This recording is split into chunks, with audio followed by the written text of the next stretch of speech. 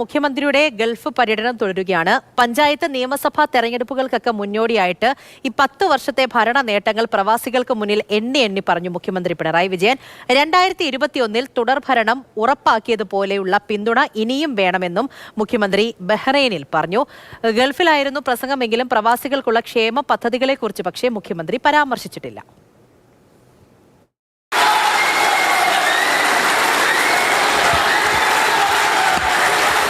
മുഖ്യമന്ത്രിയുടെ ഗൾഫ് പര്യടനത്തിന്റെ ഭാഗമായുള്ള ആദ്യ ചടങ്ങായിരുന്നു ബഹ്റൈൻ കേരളീയ സമാജത്തിലേത്. 1.25 മണിക്കൂറോളം നീണ്ട പ്രസംഗത്തിൽ 2016 മുതൽ ഓരോ മേഖലയിലും നടപ്പാക്കിയ വികസന പദ്ധതികൾ മുഖ്യമന്ത്രി അക്കമിട്ട് നിരത്തി. ഗെയിൽ പൈപ്പ് ലൈൻ പദ്ധതി, ദേശീയപാത, തീരദേശ മലയോര പാതകൾ, സ്കൂൾ പാഠപുസ്തക വിതരണം, KIIFB, Aardram mission, life mission ഒന്നും വിട്ടുപോയില്ല. ഈ ഡിസംബർ മാസത്തോടെ നാഷണൽ ഹൈവേ പൂർത്തിയാകാൻ പോകുകയാണ്.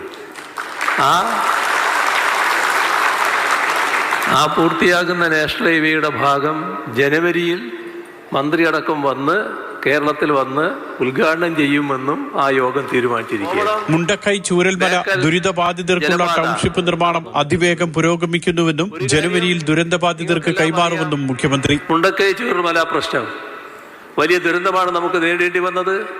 ആ ആളുകളെ പുനരധിവസിപ്പിക്കേണ്ടതുണ്ട്. അതിന്റെ ടൗൺഷിപ്പിന്റെ പ്രവർത്തനം നടന്നുകൊണ്ടിരിക്കുകയാണ്. വരുന്ന ജനുവരിയിൽ ആ ടൗൺഷിപ്പ് പൂർത്തിയാക്കി അവിടെ ആളുകൾ താമസം ആരംഭിക്കും. ഇന്ത്യൻ അംബാസഡർ വിനോദ് ജേക്കബ്, സാംസ്കാരിക മന്ത്രി Saji Cheriyan, Lulu group chairman MA Yusuff Ali, കേരളീയ സമാജം പ്രസിഡന്റ് രാധാകൃഷ്ണപിള്ള തുടങ്ങിയവർ സംസാരിച്ചു. കഴിഞ്ഞ 10 വർഷം കൊണ്ട് നടപ്പാക്കിയതും നടപ്പാക്കാൻ ഉദ്ദേശിച്ചതുമായ എല്ലാ കാര്യങ്ങളും മുഖ്യമന്ത്രി പിണറായി വിജയൻ അക്കമിട്ട് നിരത്തുന്നുണ്ട്. തന്റെ ഭരണകാലത്തെക്കുറിച്ച് പ്രവാസികളെ ബോധവൽക്കരിക്കുകയാണ് മുഖ്യമന്ത്രി. പക്ഷേ പ്രവാസികൾ വലിയ പ്രതീക്ഷയോടുകൂടിയുള്ള പ്രഖ്യാപനങ്ങൾ കാത്തിരുന്നു. അതുമാത്രം ഉണ്ടായില്ല. ദുബായിൽ നിന്നും മുഷീർ കൊടിയിലും സുരേഷ് വെള്ളിമുറ്റം, മാതൃഭൂമി ന്യൂസ്.